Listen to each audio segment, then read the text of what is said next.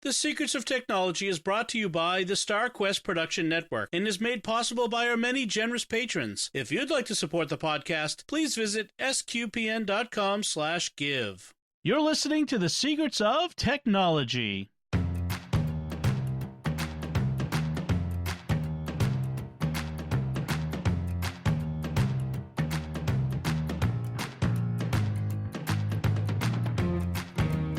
Hi, I'm Dom Bettinelli, and you're listening to The Secrets of Technology, where we discuss the technology news that's important to you from a uniquely Catholic point of view.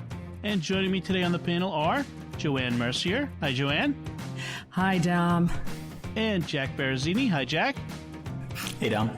So, folks, it's Advent. Welcome to Advent, and have a blessed Advent as you prepare for Christmas, the coming of our Lord, which we celebrate in these parts by giving each other gifts in commemoration of the gifts of the Magi, I guess. Is that why we give gifts? Or gifts just to celebrate, which is, I think, a great thing. And since this is a tech podcast, we are having, over these weeks of Advent, we're having a little fun choosing tech gifts for the gadget folks in your life, the people that you might know or that you might like yourself, that you could hint to somebody that might be fun tech gadgets. And so we had our first round of tech gadgets before Thanksgiving. We missed you guys over Thanksgiving, but we had some picks last time. And so we're going to have another round of Christmas gift ideas. And if there's not enough time for Christmas, you can do what my wife and I do in our family, which is Santa comes on Christmas with stockings and one thing, but the family gifts are on the Feast of the Epiphany, because that's when Jesus got his gifts. So and you can hit all the sales after Christmas. So there you go. But that's not the primary reason, of course. So let's jump right into it, and let's go through. We're going to go a couple rounds of Christmas gift ideas for the gadget fiend, the tech hound in your life. And Joanne, I'm going to give you the first pick. Okay, thanks. Well, I'm going with this is for the super nerd in your life who wants to always have the first greatest thing ever. The only caveat I have is you don't actually get it till February. But this is a good present to put under the tree, and you create another present, like a nesting Russian doll or something, and in the middle you say, here is your IOU for a Hyperjuice 100-watt USB charger. Now, that might not sound too exciting to a lot of people, but let me explain. It will charge 4 devices at one time, 2 through USB-C and the other 2 through USB-A. And it's about as small as a credit card, as thick as a pack of playing cards. And I'll tell you, I have Apple's supercharger, and it cuts down the time that you charge an iPad or an iPhone by half. At least, you're not sitting there all day. Mm-hmm. I like the Hyper folks because they're the ones who make the bridge keyboards. They make a quality product. Right now, it's on a site called Kickstarter. And Kickstarter is a place where people bring out ideas, and if they sell, they actually produce them. Well, they're actually going to produce this because their pledge goal was $100,000, and you have to reach that in order to produce the product. They're at $1.8 million right now. So a lot of people are buying this. The only one you're going to be able to get at this point is, I think there's one for $59 or $69. It started at $49. So they have one left at $59 if you get in real fast, or you can get them for $69. I think it's a solid product, especially for the traveler geek, the one that has to go places and bring every single charger possible. This will eliminate that, because you can do not only the iPhones, the iPads, the watch, you can do your MacBooks and your MacBook Pros if they're USB-C. Yeah, the ones that charge the USB-C, yeah. Yeah, all at the same time. And as one who's carried all that paraphernalia with me every place I go, this is a handy little gadget. especially if you travel as a family anytime. If you have two computers, like my wife and I sometimes travel with two computers, having one charger that you can plug both into at once is a pretty good deal. Well, one thing to point out is a Kickstarter is it's not, they don't guarantee that you'll get the product, that it will actually ship. And I've had Kickstarters that have gone bad, but Hyper has a good track record, as you say, and they have some of the biggest Kickstarters ever, and they'll produce it. This is just a marketing way of selling it. And the other thing is it's going to retail for $100. So even if you spend buy the $69 one, it's still 30% off. And like they say, they are estimating delivery in February, so that's not too bad. So you get creative now with the IOU, and that could be a lot of fun. Exactly. But I think for the super geek in your life, that's going to be a treasured little item. That's a great idea. It's a good one. I like that. So Jack, what is your first Christmas gift idea? All right, I tried to stay below $50 this time. I think last time both my recommendations were over $100. Okay. First thing I'm gonna recommend is the Logitech M705 Marathon wireless mouse. I think it's about $25 on Amazon, and it's just a good solid mouse. I've had two now. I ended up buying more than one for different computers, but I've never had one go bad. The battery lasts a long time. It says here 3 years. I don't know if I've had it last that long, but it's been at least over a year, if not closer to 2. And it's a good solid mouse. It's a good stocking stuffer. That's a good one. Yeah, like I can't tell you how often I've stuck with a bad mouse that was going bad. It wasn't tracking well, and it's like, just get a new mouse. So that's a great idea, is to give someone a new mouse that's brand new. The nice thing about the Logitech mice is that they have the unifying receiver. So if you have a Logitech keyboard or any other Logitech peripheral, you can connect it with just one USB dongle rather than having one for each different device. Right. And that's really seamless to connect. That's a good idea. Yeah, that is good. And they have good software. I've got a Logitech mouse here myself. That it's the gaming one. It's got 1 billion buttons on it. But it's got good software to manage it. Actually, if I can piggyback on that, if you know someone who has like an iPad Pro, a Bluetooth mouse is not a bad idea, since you can now do Bluetooth peripherals with them. So if nice. There's a little something extra on that one, that might be a good idea.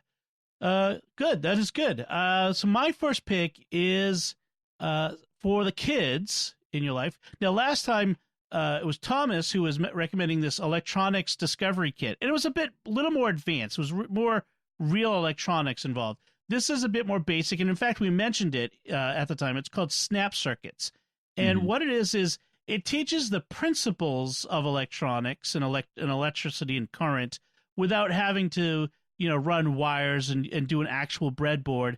These are these little. It's hard to describe them, but I'll take a look at the link. It's this big activity surface, and you just snap these things in they kind of look actually like the drawing of a circuit diagram, but made in real life. And then my son, we got one for him, and he just went through the project booklet like crazy, building everything possible, and just the delight in putting everything together, flipping the switch, and watching a light turn on, or a fan turn, or a motor run. It's a lot of fun, and they say 5 and up. So that's I think that actually is a pretty good way to start. So it's Snap Circuits. There's a beginner's kit, and I guess that I'm just gonna look here, see if I can find. I didn't see the price on it, but they start pretty $26 for the very basic beginner kit. But you can get a really good one for under $50. So I would check that out. Snap Circuits. That's really cool. You also go ahead. You also can accidentally electrocute yourself with it, which is good. Yes, that is very good. That is very good. That's a plus. That is a plus. And you get another a budding tech geek in the house. That's for you. All right, that's a good first round. Joanne, what's your second Christmas gift idea? Well, like Jack, I tried to stay under $100 only because I could go crazy otherwise. But I had picked up an Echo Spot for my husband for his birthday this past year. And I always thought it was just a tad too small. Well, they've come out with the Echo Show. Now, the Echo Shows before have been in 7 inches. Now they've got a 5-inch version, which I think is just the right size for an alarm clock. But it's 5 inches wider. So it's almost like, I would think it's almost like a phone. Like like a large iPhone. Yeah. So the screen. Spot is like a round ball, right? Right. Okay. That looks like the Magic 8 Ball. Okay. And it has the Amazon lady in it. Mm-hmm. And yep, she's there. And the Echo Show also has the Amazon lady in it too. But the show is a little bit different because it actually has a sliding camera stopper. Like a physical shutter. Okay. Yeah, it has actual physical shutter rather than the touch, turning it off inside of the device. But I know there are people who like that type of thing. But right now Amazon is bundling a lot of things. So they're bundling this one with a Wise camera, with a little indoor smart home camera. It's like a cube, and I'm thinking it for the person who wants to have like a little sort of indiscreet one for your dog or cat, for your kid, something that you could watch from a distance. So I know I have a dog right now who's not feeling well, and boy, could I use this to be able to watch her from far away. I think, and it's bundled at $59.99. The Echo Show itself has been down to $49.99, and I think they're going to keep it that way. I think it's regular $79. So if you can get it on the deals now, this is a good bundle. You might find another. They're bundling it also with like Ring video doorbells and stuff like that. But I think this is a good one if you want to have that one camera that you need every once in a while. Because I'm not one of those people that likes cameras inside the house. Outside the house, fine, but inside the house, But for a case like this, where I have a dog that's ill and I want to monitor her, or if you have even an elderly person, if you're going away and you just want to keep a monitor, keep an eye on them, this is a little bit more indiscreet rather than, giving them a show and saying, use this. They won't know how to use it. Right. So that's a good idea. So I think it's a good bundle. Yeah. I was actually looking at the show myself. I have a Ring video doorbell, and I was thinking, how whenever it rings, I have to bring up the phone, open the app. If you have a show, you can actually have it just pop up, and you can see right away who's at the door without having to pull out your phone and all that. And that would be, I've been thinking about that. But one of those bundles would be kind of cool. I like the Wise cameras because they're these wireless, smart cameras like you mentioned in HD. And some of them are motorized that you can actually control them remotely to turn and look around. This one that comes in the bundle is not, but they're so inexpensive, and they're really busting they used to be expensive, this kind of camera, but these Wise cameras are so inexpensive. So that is a good pick, good bundle, and it could be like you said, could be good for a lot of different people, a lot of different reasons. So that's good. It seems like Amazon's really pushing the home automation thing, especially with all these bundles around Christmas. Like, you can get a Alexa and a Ring and whatever. Like, they're really pushing that. Yeah, they're doing the smart plugs as well. So if you want to start automating your house, you can get like smart plugs from them as well. Right. I think they're really on the forefront of this, and I think they want to make sure they corner the market before anybody else. Apple. Amazon Aloysius tends to do better when I tell her to turn on the lights than my lady in the phone. We got to figure out euphemisms here. Yeah, right. The lady in the phone. There you go. So, Jack, what is your second pick? My second pick is the Amazon Basics portable wireless Bluetooth speaker, and it's what it says. It's a basic Bluetooth speaker. I've had one for a couple of years now, and it sounds good. It's $20.98 on Amazon right now. It's another good cheap stocking stuffer. It's good quality. It's waterproof. We have a couple around the house. I mean, not much to say other than that. It's just a good basic Bluetooth speaker. Yeah, actually, I could see that as a great idea for like a teen, even, or or college student. Because if you want to a lot of people, everyone has the headphones, but if you want to listen to music or a podcast or something like that with other people around, that's a good idea. Is it get very good volume? Like, could you use it at a party? Yeah, it gets really loud, and they have a couple different models. The one I have actually has a carabiner built into it, so you could take it camping or attach it to something so you don't lose it. I'll put it on in the kitchen when I'm cooking and put on a podcast or music, and it fills the whole room. Awesome. That's a great idea. Excellent. So my second gift idea this is kind of interesting. It's the Trip Light Desk Clamp Surge Protector. Now let me explain what that is. So Trip Light is a big name in electrical appliances, electrical gear from commercial level to consumer level. But what this is, it's a surge protector. With outlets, plug them in, protects the surges. But it's not like a bar. What it is it looks like a C, shape of a C, with a clamp on it, and it clamps onto your desk, onto the edge of your desk, and it accommodates desks of varying widths of all the from like a half inch like my desk up to probably several inches, 3 inches or more of a edge of a desk, and it hangs off the edge, and it's got 2 USB outlets in the top, and it's got 6 power outlets underneath, and it has an on-off switch. And it's a surge protector, and it comes with like $50,000 of surge protection insurance, which is a good deal actually. You want these companies to be standing behind their product, so that's pretty good. It's $40, so not too expensive. And I bring this up. I'm not sure if I mentioned it last time, but I just recently went through a project of replacing a bunch of surge. I think I did mention it last time. A bunch of surge protectors in my office because I noticed that they were very old. They were 5 or 6 years old, and you're supposed to replace them every 5 or so years. So this was one of them that I got, and actually I got this one as a review unit, so I should, in interest of full disclosure. But it's one I got, and I've got it hanging off the back of my desk. I found it was a little on the front of the desk. It was a little too easy to knock it off to bump into it as I'm getting in and out. But I've got it off the back of my desk, and it's hanging in the back. It keeps the outlets, the plugs off the floor, which I like. I don't like having, kicking the power outlets. I've more than once I've accidentally unplugged something on my desk by, stretching out my legs.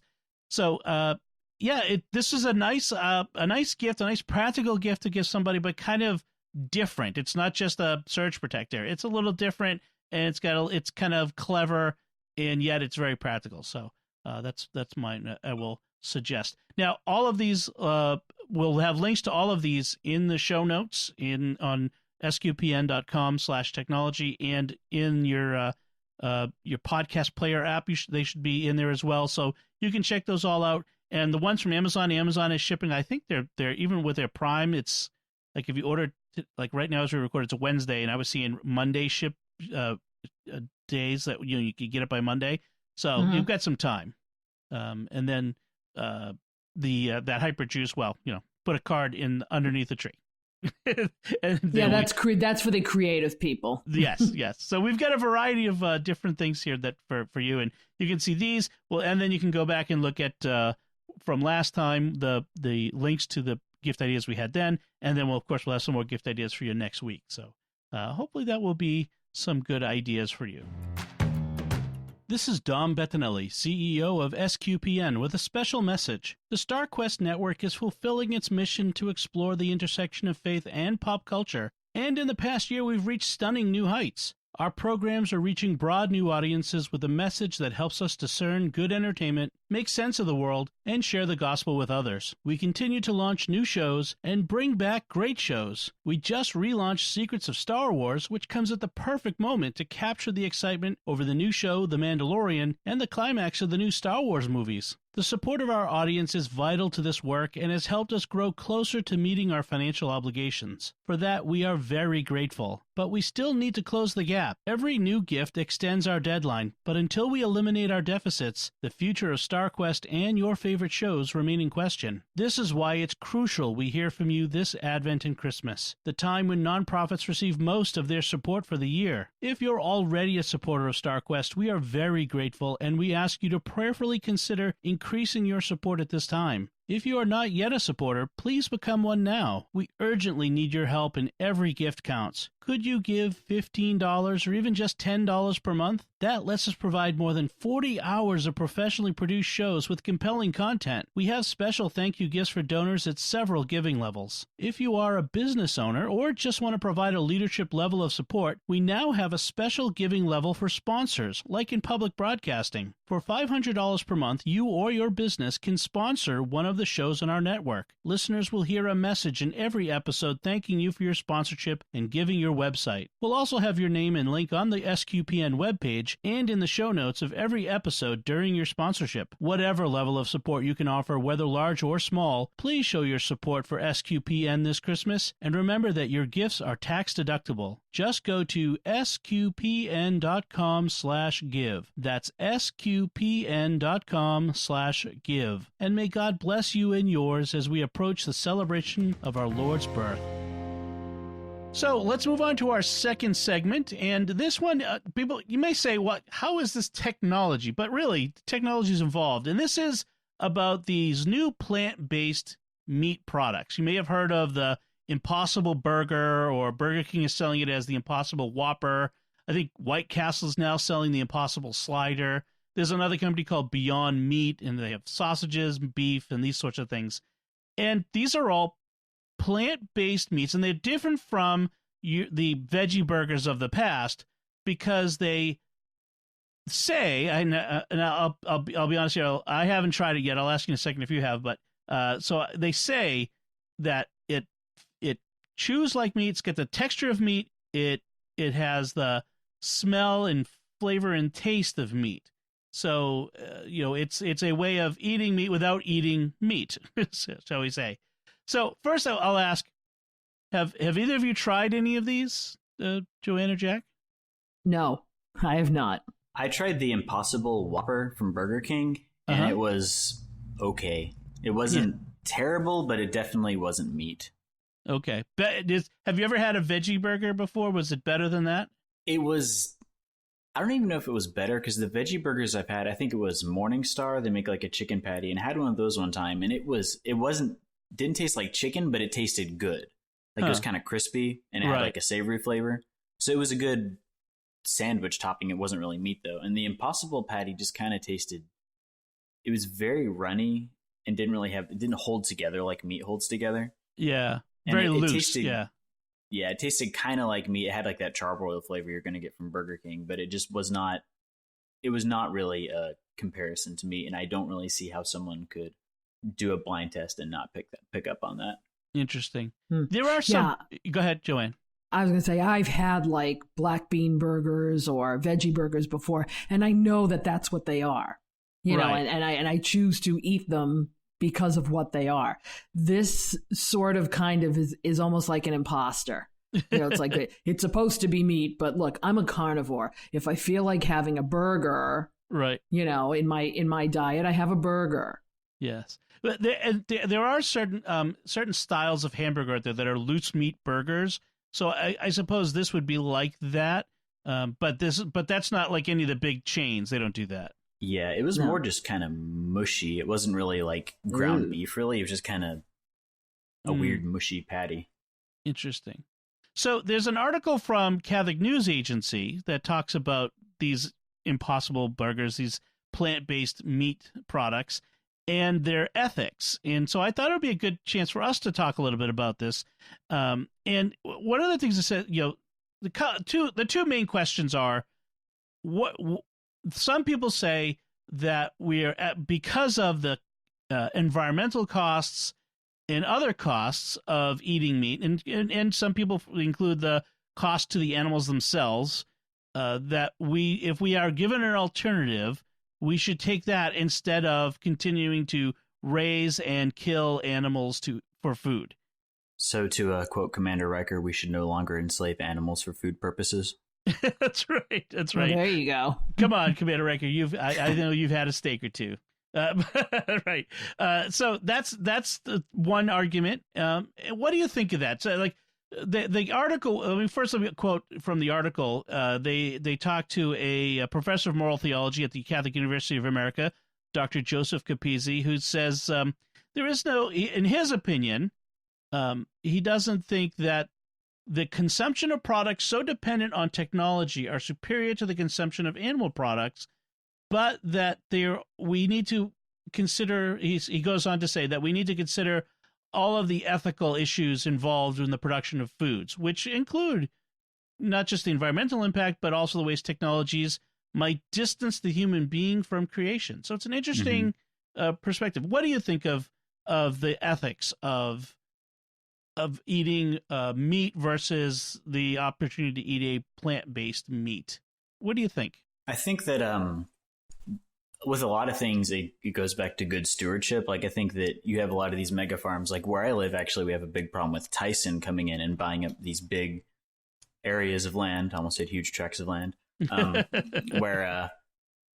and pushing out all the small local farmers. And they have these gigantic warehouses that are just absolutely packed with chickens. And I'm not an animal rights person in that way, but I do think that we have a responsibility to treat God's creation well. And I don't think that the way a lot of these mega farms is good stewardship.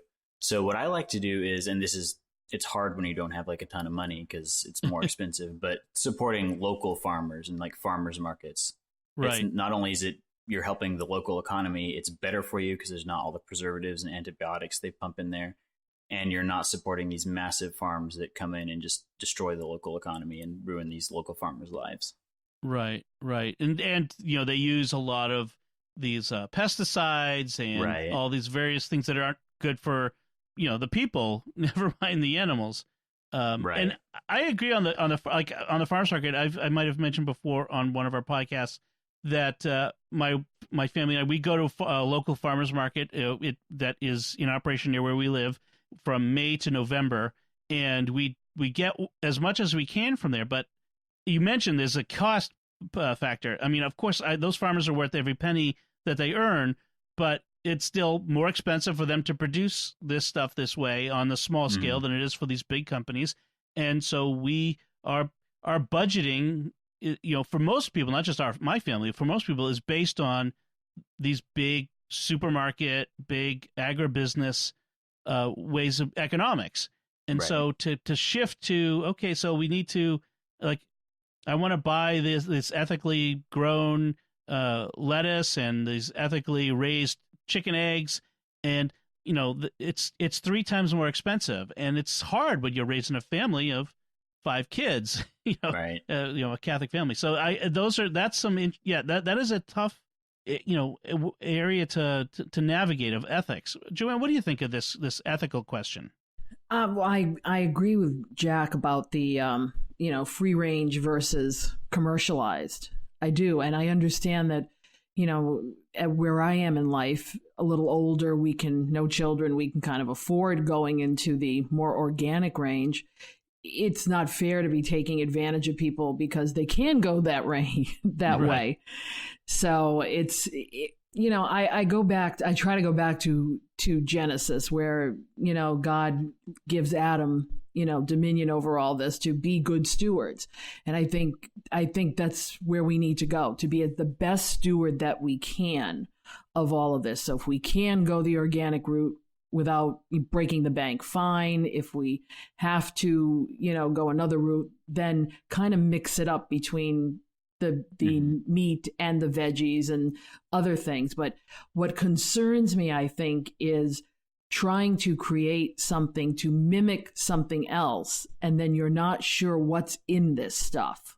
Right. There's actually where I have my problem. That's a good point that comes up in another article we'll link as well, is, that these products, these meat alternatives, we don't know how processed they are, what kind of chemical factory processing has to happen in order to turn these plants into something that resembles meat.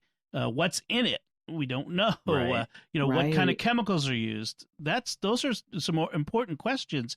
Just because it's a vegetarian alternative does not necessarily make it healthier or more ethical. That's an important thing to keep in mind. I have a couple of friends who are vegetarian, and they've talked about how a lot of people will point at veggie burgers and say that they're not better for you.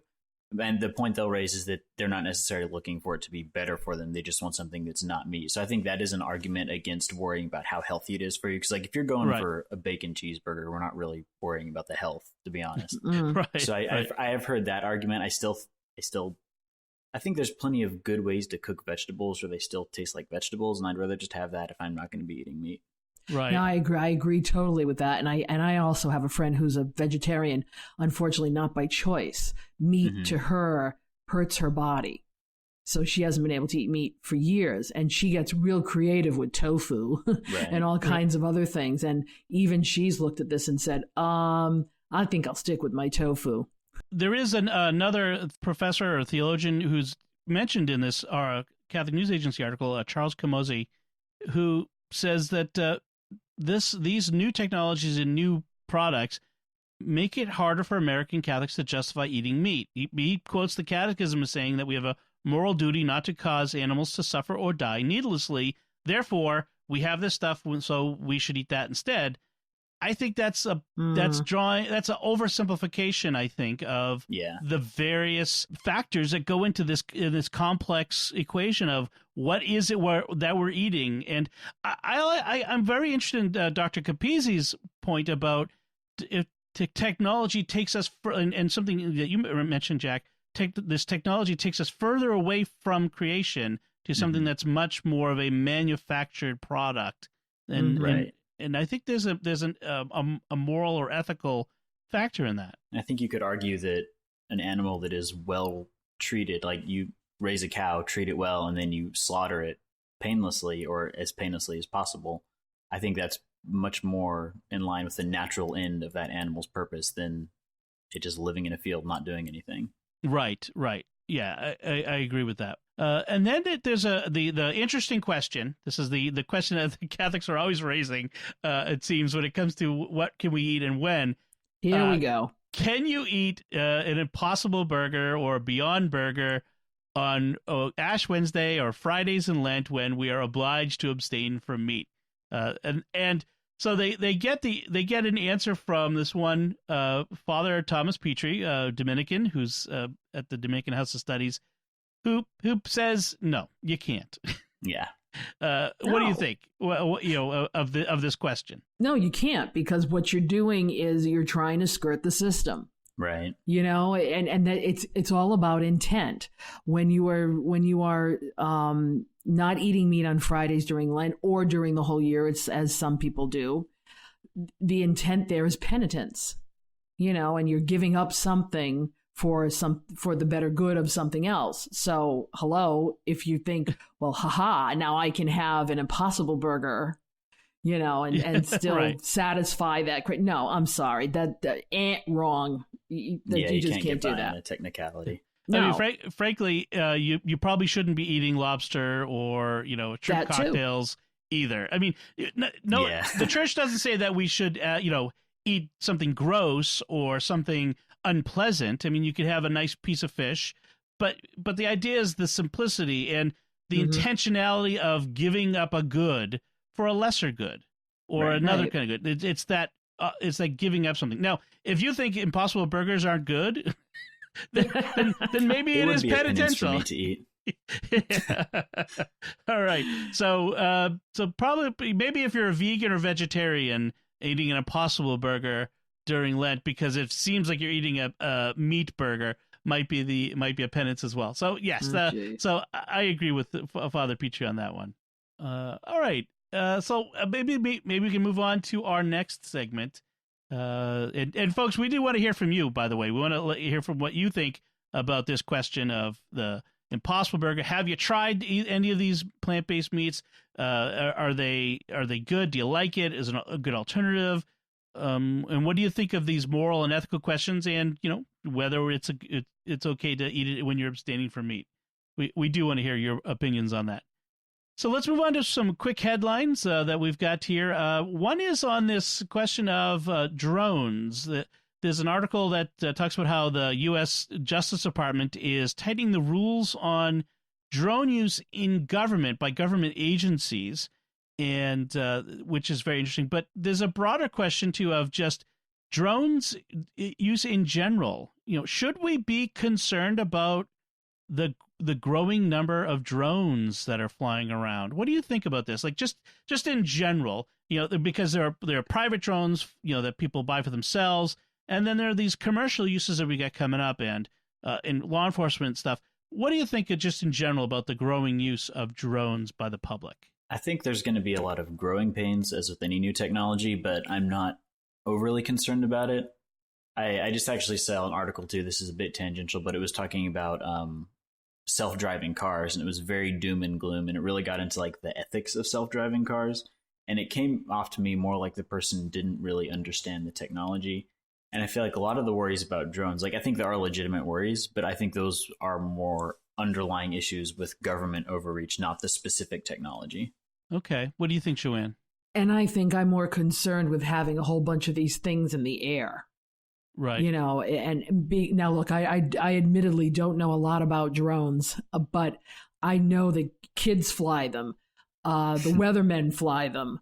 Amazon wants to fly them, and drop packages off. If you have all these things in the air, now is this going to become a problem for the terrestrial people? Because I've seen pictures of drones hitting cars and, going through people's windows. And, is this going to be more of a problem?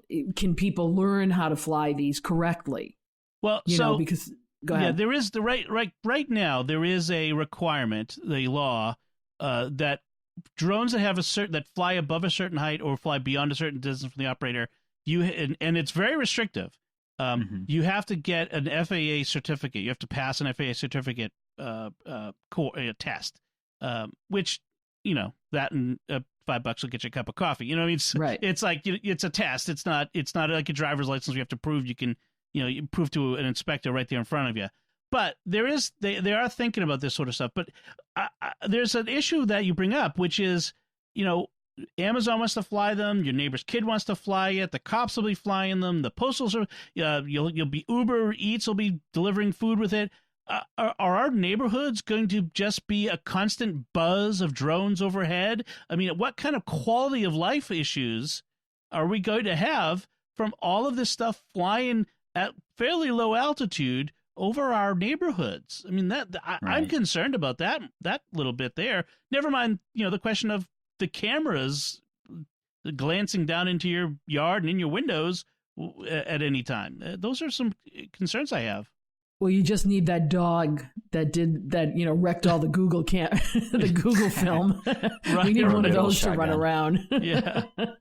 Yeah, a drone shotgun, or a anti-drone hawk that's been trained. Yeah, I think that there's going to be issues, but I think a lot of it's going to get ironed out just as we grow more accustomed to the technology. I really hope it doesn't get to where they're just flying around everywhere. But I do think a lot of these things, like the Domino's drone or the Amazon drone, are more limited application proof of concept ideas. Like, I don't think we're ever going to be delivered everything by drones, just because that's not really a practical way to do things. Right. Yeah. Actually, go ahead.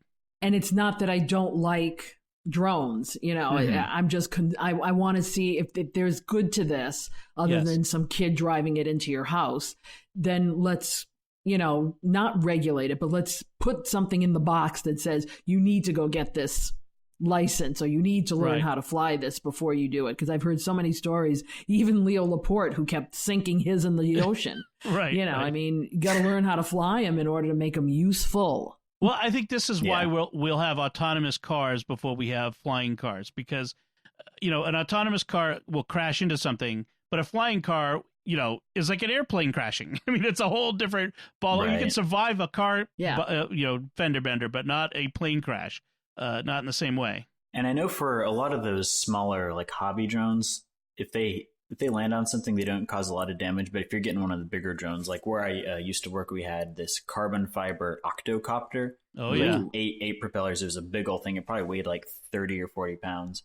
I know for something like that, you have to get licensed and it has to be registered. Otherwise, you'll get in pretty big trouble. Yes. Yeah. That's from serious requirements that are out there now. One of the things I'd like to see, rather than drone delivery, is I'd like to see autonomous robot delivery. One of the concepts I saw was something like a UPS van or an Amazon van pulls up into a neighborhood, and then all of these small drone robots roll out and drive along the sidewalks to houses and deliver a package to the step, so that the truck doesn't have to go to every house. It just sends out the swarm comes back, and they go on to the next neighborhood. And the picture you just painted for me was all these elderly people walking about, and these things are going by them, and they're tripping them up, and dogs are running after them. And that would be the key, is to have these devices that would not be a hazard to the people on the sidewalk. But yeah, there's a lot of questions that still need to be answered with all of these things. One of the things that comes up, and this was a video that I saw a couple years ago, my brother just saw it and mentioned it at Thanksgiving, is this video that it's an imaginary scenario about terrorists getting a hold of swarm drone technology, where they load a explosive charge into these micro drones and then program an AI in it to seek out people, just any person, and then dropping them on a city. And the terror that would ensue because of that. And then you'd have, nation states doing it to each other, and it would just be an apocalypse, the end of the world scenario of a Tom Clancy thing. Yes, exactly. That's encouraging. I'm actually reading the latest Tom Clancy Jack Ryan novel. So yes, it's very much a Tom Clancy thing.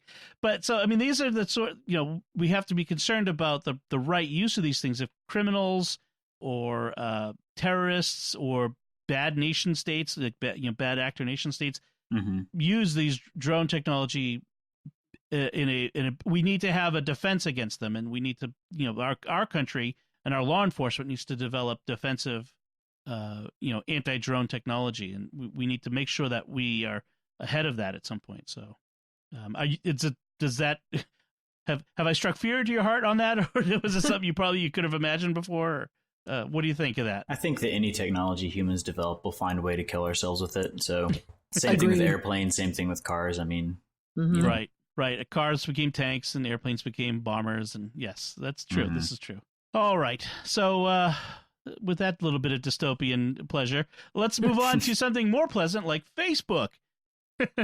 So Facebook, you may have heard, had a bug a few weeks ago that was discovered in their iOS app, that if someone was, I couldn't reproduce it myself, but somehow if you were flipping through a video, you're playing a video and started to flip the screen to the side, you would realize that there was a live camera view behind that you could kind of peek through and see that Facebook had opened, so that the camera was active, and that someone discovered the microphone was too when you had Facebook open. And so people predictably freaked out on that.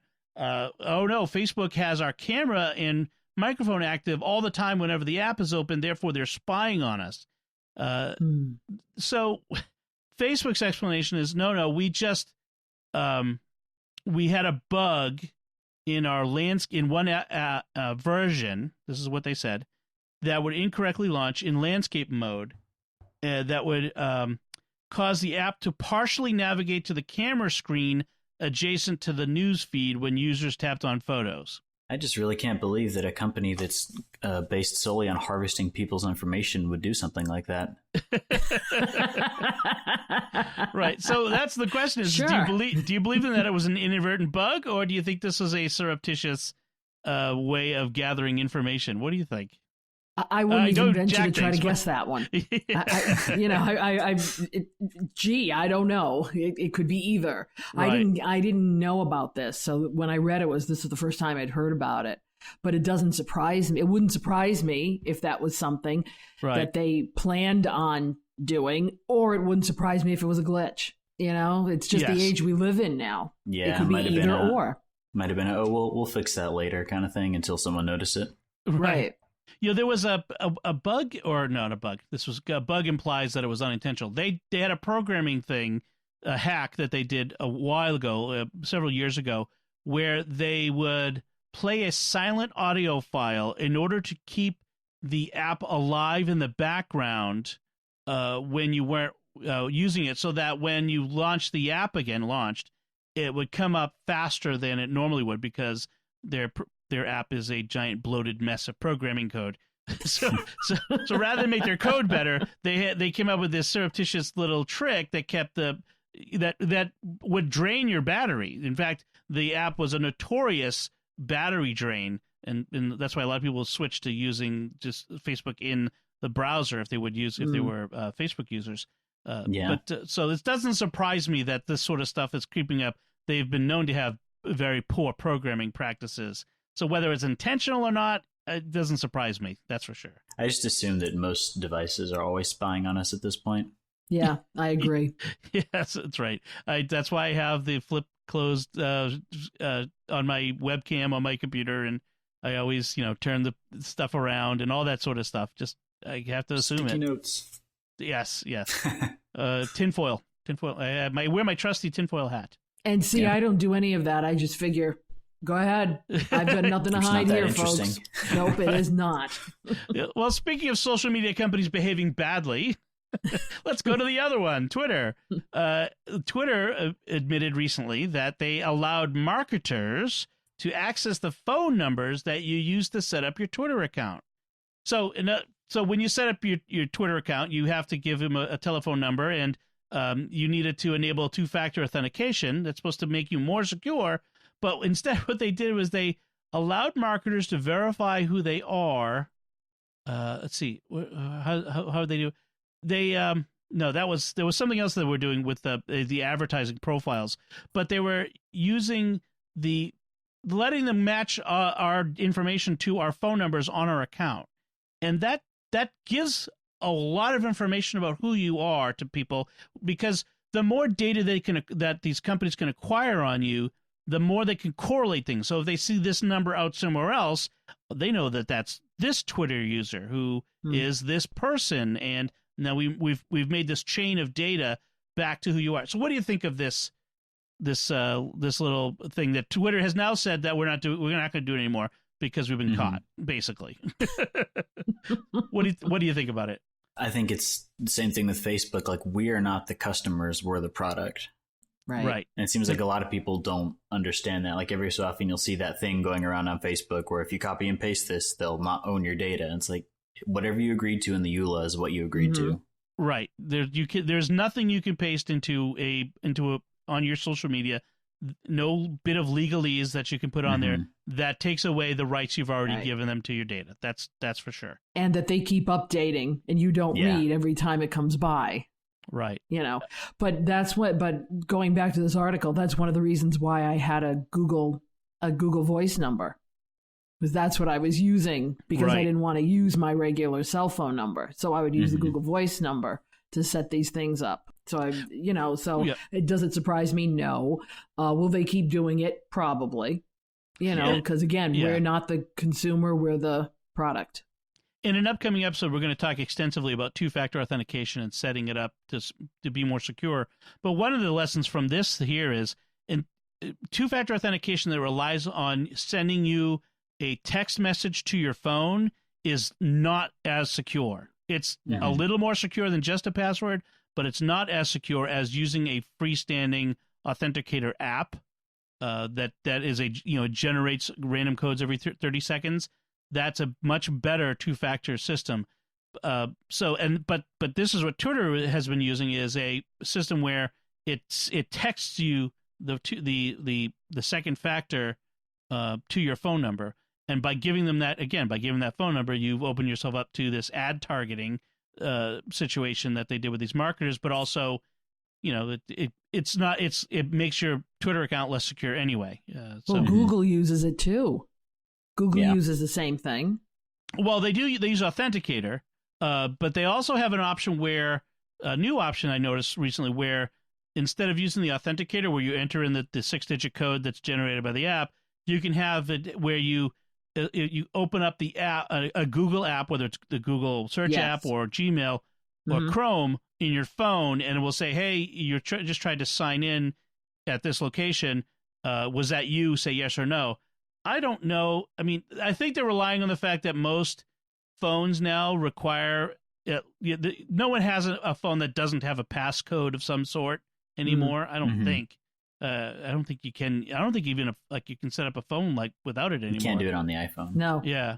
So they're kind of relying on that, but still, I'm a little I'm a little leery of it, but we'll talk about that at length again. Like I said, next time on Secrets of Tech, because we want to really talk about this 2-factor and making your passwords more secure, because it's a constant thing we need to do. All right, so great. So let's move on to talking about our picks of the week. We had our gift ideas earlier, but picks of the week is our standard.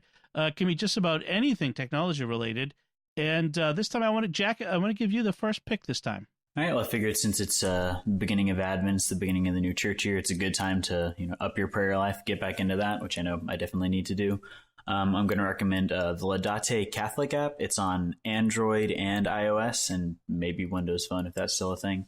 But it's really great because it brings it has the catechism, it's got a bunch of different prayers, it has the Stations of the Cross, the Rosary and Chaplet, it has the Order of the Mass, the daily readings.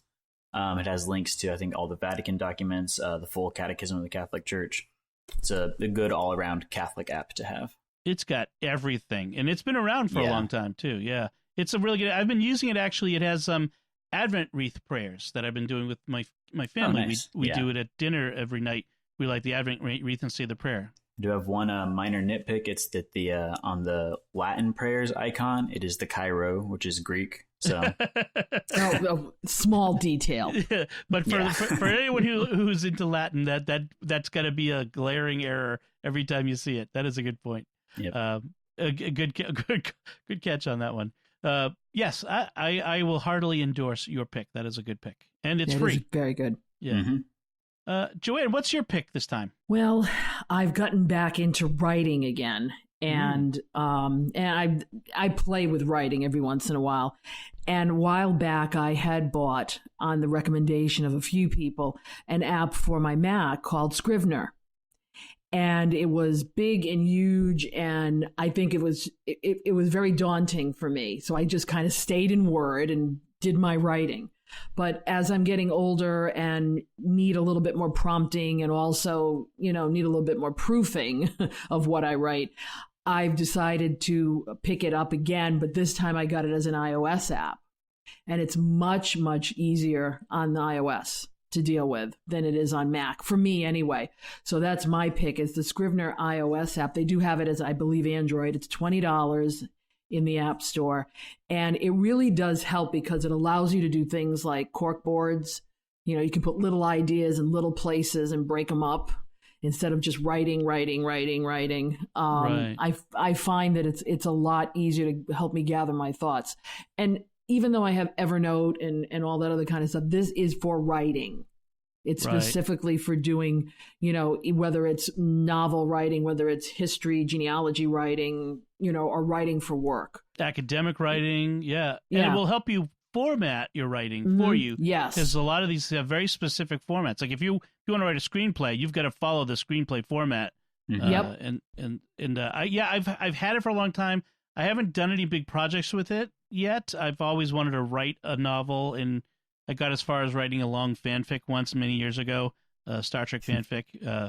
If you find it online, you let me know. You can see what. I've got one of those too. Not Star Trek. Yeah, but it was a lot of fun to write. Actually, I wrote a couple of them, but anyway, you tell me if you find them. They're on my site somewhere. You'll see. If you search betnet.com, you'll find it. Scrivener is great because it also helps you organize your research. Mm-hmm. You can write chapters or even subsections of chapters and reorganize them in chunks, move them around. Helps you track characters if you're writing fiction. It's really a full-featured, serious writing tool that is really accessible. So that is a good pick. I've got friends who have been cajoling me for years to write, everything that I've been through in my job. and that's going to take a lot of storyboarding. So when you work for the church, yes, you do get very interesting memoirs after a while. Yes, because you can't make this stuff up. Exactly. In fact, that should be the title of the book. There's two other books by that title, so I can't borrow it. Okay. Very good. That's a good pick. So my pick is a YouTube channel I recently discovered. I recently upgraded my iPad to an iPad Pro. I was handing on my old iPad to my daughter who needed a computer, and so I gave her my old iPad because it's a computer. And so I I was Googling around on YouTube. Well, I was Googling on YouTube. I was searching on YouTube for some iPad Pro related content. I found this one channel from a guy named Christopher Lawley, and I really like the way he makes his videos and thinks about stuff. It's not just about, hey, look at all this gear I managed to get people to give me that I could so I could review it. He really is thoughtful and geeky. And he really gets into how he uses his tech, but mostly his iPad in very interesting ways. So he does things like his my iPad Pro desk setup. So how he works on his iPad at his desk. How to make smart music playlists on iOS. So that's a very practical, very specific thing. Let me see. Another good one I watched was we had 10 tips for using an iPad, and frankly, there's a couple of tips in there that I didn't know, so that was really good. I picked up a few new things from that. Reviewing the Bridge keyboard, which makes me got to get a Bridge keyboard. You got to get one. You got to get it. Things like that. It's a really, if you go to the channel, you'll find lots of very interesting stuff for if you want to get more use out of your iPad on a regular basis. I highly recommend it. Christopher Lawley. And again, we'll have links to all of these in the show notes. All right. So I think that about does it for this time. And it's a very good discussion, I think. And before we finish up, I want to take a moment to thank our patrons who make it possible for us to create the secrets of technology, including Gary H., Mike K., Hector M., Karen M., and Isaac K. Their generous donations at sqpn.com/give make it possible for us to continue the secrets of technology and all the shows at StarQuest. You can join them by visiting sqpn.com/give. So that's it from us. What did you think of our discussion? You can let us know by commenting on the show at sqpn.com/technology or the SQPN Facebook page, facebook.com/StarQuestMedia, or send us an email to technology@sqpn.com. And like I said, all the links will be on our show notes at sqpn.com/technology. If you can, please, we really do appreciate it. If you can write a review in Apple Podcasts or one of the podcast directories, that helps goose the algorithms so that it shows our podcast to other people who might be interested in it. And growing our community makes our show better. It's just the fact of that. And also, when you share your podcast this podcast with your friends, I really do appreciate that. Again, it helps grow that community and maybe provides a service to your friends. So maybe they'll like it too. Until next time, Jack Barazzini, thank you for joining me and sharing the secrets of technology. Thanks, Dom. And Joanne Mercier, thank you as well. Thanks, Dom. And once again, I'm Dom Bettinelli. Thank you for listening to the Secrets of Technology on StarQuest.